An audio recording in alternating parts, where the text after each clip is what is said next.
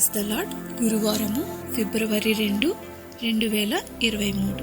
ఈరోజు దేవుని వాక్యము. కాబట్టి ఈ నా మాటలు విని వాటి చొప్పున చేయు ప్రతివాడును బండ మీద తన ఇల్లు కట్టుకొనిన బుద్ధిమంతుని పోలియుండును. మత్తయి సువార్త 7వ అధ్యాయం 24వ వచనం. బండ మీద ఇల్లు. దోషపూరితమైన పునాదుల కారణంగా యుఎస్ రాష్ట్రంలో 34,000 గృహాలు కూలిపోయే ప్రమాదం ఏర్పడింది.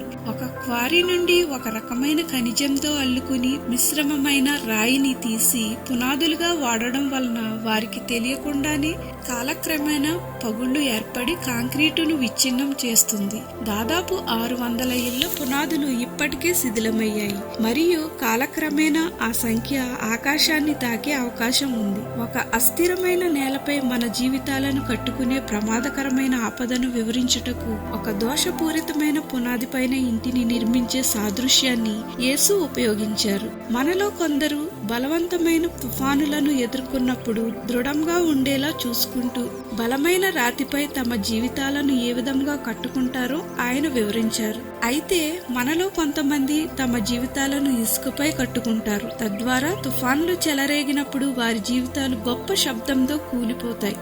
నేను దృఢమైన జీవితాన్ని గడపాలని కోరుకుంటున్నాను. నీకు విధేయత చూపడానికి నాకు సహాయం చేయమని, బండ మీద నా ఇంటిని పునాదిని కట్టుకోవడానికి నాకు సహాయం చేయమని యేసు నామమున అడుగుచున్నాం తండ్రి.